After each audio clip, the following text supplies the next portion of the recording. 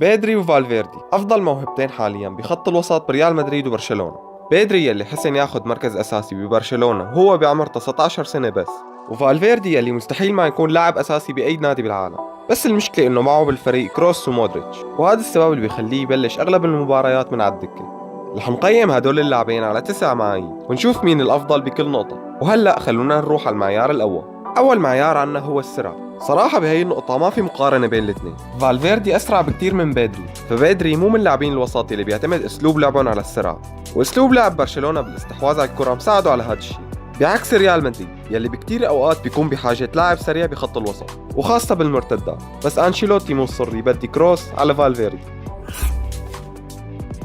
تاني معيار عنا هو المراوغة. فالفيردي بيستخدم السرعة يلي بيمتلكها ليتخطى المدافعين، أما بيدري فهو ممتاز بالمراوغة وهي من أكثر الصفات يلي بتميزه، فبيدري أكيد أحسن بالمراوغة. ثالث معيار عنا هو القوة البدنية. من أكثر الشغلات السلبية ببيدري هي البنية البدنية الضعيفة يلي عنده، فتخيلوا إنه وزنه 60 كيلو بس. أما فالفيردي فعنده قوة بدنية جيدة فينا نقول، فهو أتقل من بيدري ب 18 كيلو وأطول ب 8 سم، فأكيد فالفيردي أفضل بهذا المعيار.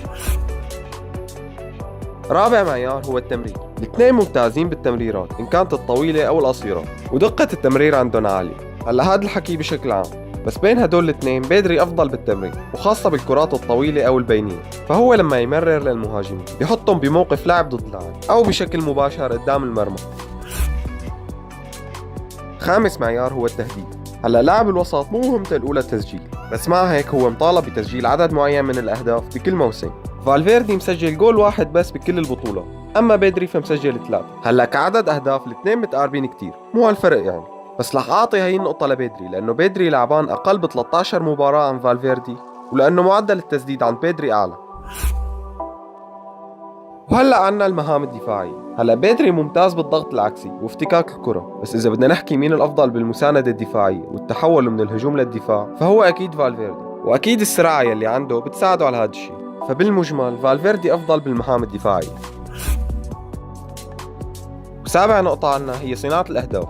فالفيردي صانع جول واحد بالدوري، وبيدري كمان صانع جول واحد، بس معدل صناعة الفرص المحققة عند بيدري هو 1.4، يعني بيدري بكل مباراة تقريبا بيصنع فرصة محققة على الأقل، بس بسبب الإنهاء السيء عند مهاجمين برشلونة بتضيع هاي الفرص. أما فالفيردي في معدل صناعة الفرص عنده هو 0.7، ففي فرق واضح لصالح بيدري.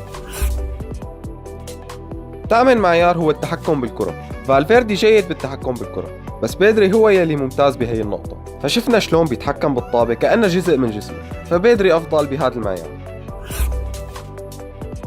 وآخر معيار عنا هو اللياقة. هلا اللياقة عند الاثنين أكيد ممتازة، وخاصة بحكم أعمارهم الصغيرة، فبيدري السنة الماضية لاعب 70 مباراة تقريبا، وفالفيردي صحيح هو مو لاعب أساسي بتشكيل ريال مدريد، بس لما يلعب 90 دقيقة بيكمل المباراة بشكل ممتاز وبتكون لياقته عالية. وإذا الموسم الجاي أخذ مكان كروس أو مودريتش ما بظن يكون عنده مشكلة بعامل اللياقة، فرأيي النتيجة بين الاثنين بهذا المعيار هي تعادل. وهيك بيكونوا خلصوا المعايير يلي عنا، وهلا صار دوركم انتم لتكتبوا لنا بالتعليقات مين الافضل، بيدري ولا فالفيردي، وانه اهم 3 معايير بالنسبه للاعب الوسط. وبما انه وصلت لنهايه المقطع فان شاء الله بيكون الفيديو عجبك، فلا تنسانا من اللايك والاشتراك. مع السلامه.